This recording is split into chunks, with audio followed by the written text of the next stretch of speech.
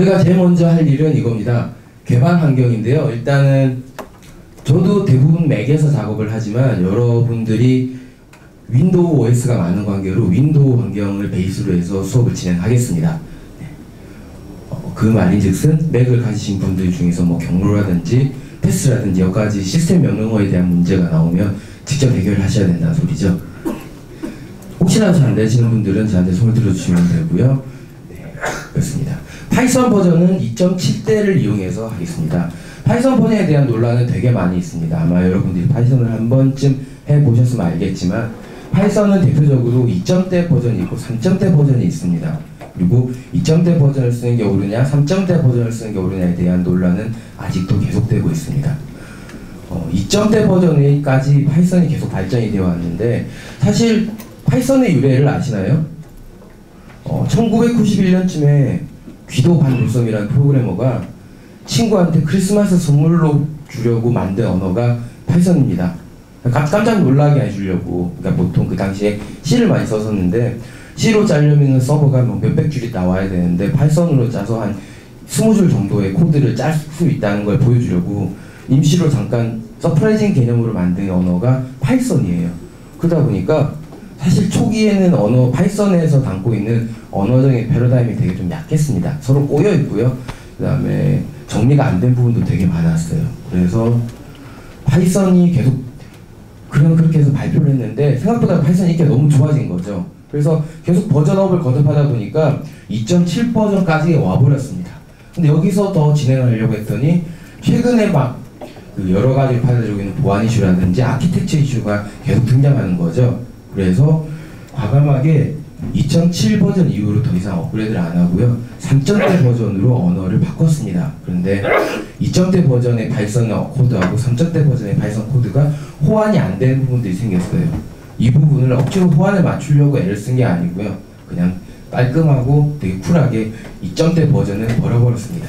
그래서 3.0대 버전이 나와버렸어요.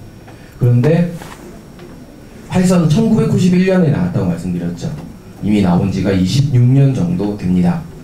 어떤 여기 계신 분들 중에 저번에는 파이썬보다 더 늦게 태어나신 분도 계셨어요.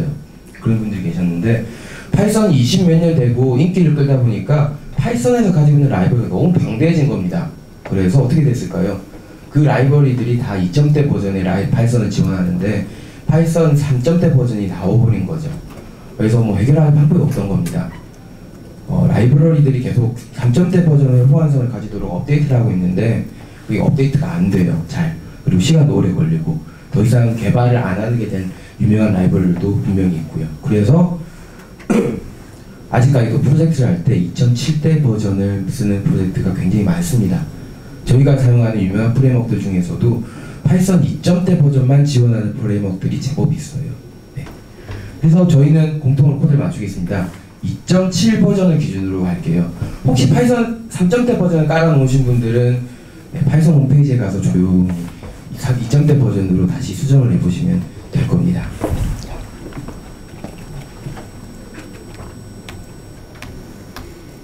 네, 좀 전에 제가 설명드린 내용이죠. 넘어갑시다. 파이썬 2점대하고 3점대 버전이 이 정도로 틀립니다. 기본적으로 출력을 하는 구문인데요. 출력 구문에서 2점대 버전 같은 경우에는 그냥 단순히 이게 가로가 있고 없고만 차이가 있을 뿐만이 아니고요. 개념 자체가 틀립니다. 3점대 버전에서의 프린트는 함수고요. 2점대 버전에서의 프린트는 키워드입니다. 언어에서 키워드하고 함수의 차이점은 굉장히 커요. 그래서 3점대에서는 함수로 되었던 게 키워드로 되어 있었고요. 그 다음에 표현식으로 이렇게 출력 구문을 만들었던 것들도 형태가 좀 바뀝니다. 네. 그리고 여기서 종료 문자를 붙이는 형태도 많이 바뀌었고요.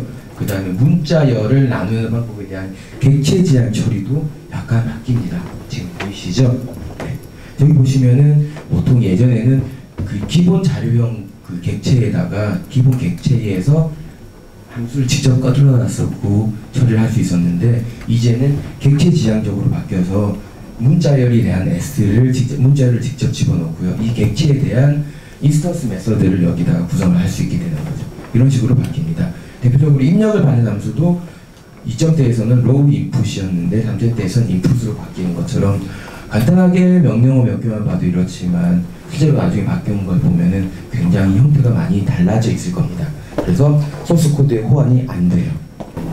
네. 혹시나 아직 파이썬 안 까신 분들이 있을 뭐니 까봐서 파이썬 설치에 대한 내용을 좀 준비해 와봤습니다. 파이썬 홈페이지에 가시면은 윈도우용 설치 파일하고 맥용 설치 파일 혹은 리눅스용 설치 파일들이 다 따로 있습니다. 직접 가서 다운로드 받으시면 되고요. 윈도우에서는 저희가 파이썬 2.7 버전을 쓰기로 했었죠. 파이썬 27이라는 디렉토리가 생성될 겁니다. 여기까지는 여러분들이 가지고 계신 환경을 다 맞추는 걸로 하시죠. 파이썬 홈페이지에서는 여기 다운로드 받으시면 되고요. 그 다음에 각각 파일을 선택하시면 됩니다. 파이썬 설치 과정인데 이 부분은 따로 설명드릴 필요는 없겠죠. 그냥 간단하게 보고 옛 기억을 되살리면서 넘어가 보시죠. 네. 이렇게 설치되는 시절이 있었습니다. 지금 하나 달라진 게 뭐냐면은 파이썬 설치하면은 예전에는 PIP라고 하는 파이썬 인스톨러 패키지라는 툴을 직접 깔았어야 했는데 요즘은 파이썬의 패키지로 파이썬 인스톨러 패키지라는 이게 툴이 같이 설치가 돼요. 그래서 좀 편해졌습니다. 나중에 굉장히 많이 쓸 거예요. 혹시 PIP 써보신 분 있으신가요? 네, 있으시죠? 넘어갑시다. 이렇게 설치가 될 거고요. 설치가 다 되어 있을 겁니다. 설치가 되면 이렇게 간단한 게 C# 프로그램에 파이썬 GUI에 대한 툴이 나올 거고요. 그 다음에 파이썬 커맨드 라인 툴이 나올 거고 몇 가지가 설치됩니다. 여기까지는 다 되어 있을 거고요. 그 다음에 여러분들이 보통 이게 실행하면은 해주셔야 되는 게 보통은 파이썬을 막 아무 데서나 실행시키게 하기 위해서 파이썬 패스를 잡아주는 과정이 필요하죠. 네. 보통 커맨드를 관리자 권한으로 여셔서 이렇게 추가해 주시면은 패스가 추가될 거고요. 그러면은 이제 마음껏 여기 코드를 실행해 보시면은 될 겁니다. 그리고 파이썬 패키지 관리 도구도 자동으로 설치될 테니까 따로 설치하지 않으셔도 되겠지만 보시면은 예전에는 getPIP라는 파일을 직접 다운로드해서 파이썬에서 설치하는 과정이 있었어야 했습니다. 네, 지금은 없어졌으니 다행이죠. 혹시 여러분들 지금 컴퓨터에서 PIP가 안 깔려 있는 분들 계신가요? 커맨드 라인을 여시고요. 여기서 한번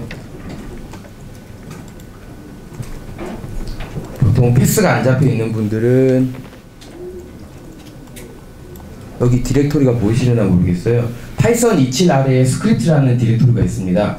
여기서 PIP만 쳐보시면 PIP가 설치되어 있으면은 옵션들이 다 뜰 거예요. 설치가 안 되어 있으면 없는 명령어라고 되겠죠. 혹시 설치 안 되신 분들 있으시면 지금 설치를 해 두셔야 될 겁니다. 이따가 프로젝트 실습을 할 때 계속 여러 가지 설치하게 될 텐데 그때 따로 설치할 시간을 드리기는 어려울 거예요. 네, 그래서 혹시 PIP가 지금 안 뜨시는 분들 계신가요? 없으신가요? 네, 그럼 넘어갑시다.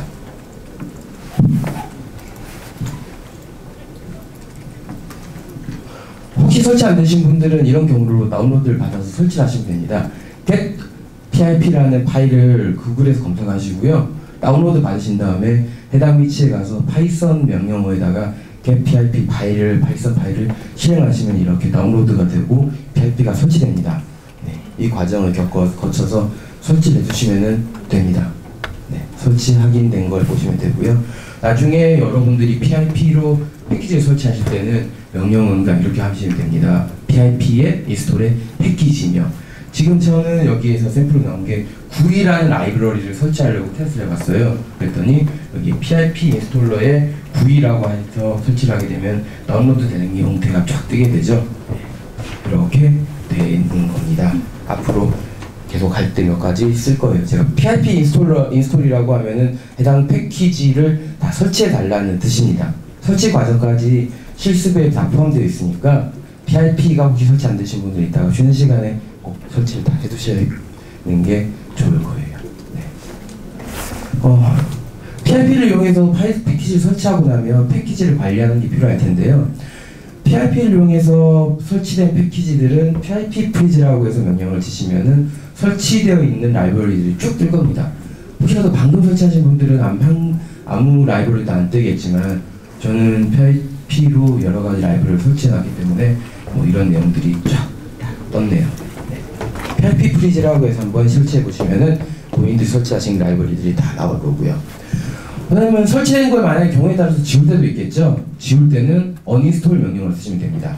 그리고 그대로 패키지명을 붙이시면 PHP에 대한 그 패키지 설치된 것들이 다 지워질 거예요. 근데 지워질 때 주의하실 점이 의존성으로 설치된 라이브러리들은 안 지워집니다. 그대로 남아있기 때문에 가끔 PHP로 의존성 패키지를 다 설치하게 되면 의존성 라이브러리들은 그대로 남아있게 될 거예요. 이 부분들은 따로 다 지워주셔야 됩니다. 넘어갑시다. PHP가 이렇게 설치됐다고 그러면 지금부터 하셔야 될 일은 이제 개발 환경입니다. 저희가 이번 수업을 할 때 개발 환경을 두 가지를 쓸 거예요.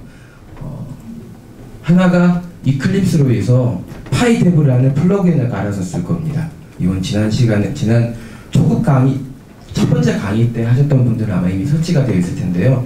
보통 이클립스하고 파이데브라는 플러그인을 사용하면 이클립스에서 프로젝트를 실행해서 관리를 할 수 있게 됩니다. 그리고 저희가 한 가지 더 개발 환경을 쓸 텐데요. 텍스트 편집기는 아닙니다. 아이파이썬이라고 하는 파이썬 전용 편집 툴입니다. 굉장히 편해요. 강력하고 기능도 많고요. 이 툴도 쓸 거고요. 더불어서 아이파이썬에서 번들로 제공되는 노트북이라는 브라우저 기반의 편집 툴도 같이 쓸 겁니다. 그리고 이 노트북에 대한 내용도 실습 과정 중에 한 챕터를 담당하고 있을 만큼 되게 비중이 큰 부분이에요.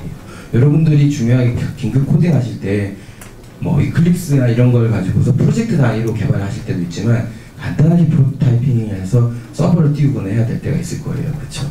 그럴 때 아이파이썬의 노트북으로 결합된 이 개발 환경 조합을 이용해서 개발하시면 됩니다. 인터넷 찾아보시면은 파이썬 개발 툴로 나오는 여러 가지들 이야기가 있습니다. 그 중에서 제일 대표적인 게 이클립스하고 파이데브를 연동하는 개발 환경 하나고요. 그 다음에 아이파이썬과 노트북을 연결하는, 여러분들이 가지고 계신 노트북은 아닙니다. 이름이 그냥 노트북이라는 툴이에요. 이 두 가지를 연동하는 개발 환경 두 가지가 제일 많이 쓰이게 됩니다.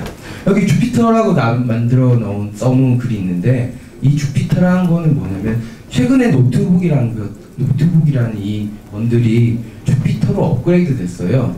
근데 여러분들이 아마 인터넷 찾아보시면 다 노트북 기준으로만 자료가 나와 있을 겁니다. 지금 설치하시면 다 주피터가 될 거예요. 그래서 인터넷 찾아보시는 거하고 여러분들이 설치하시는 거하고 아마 다를 테니까 놀라지 마시라는 의미에서 주피터라고 따로 적어놨습니다. 여러분들이 설치하시면 주피터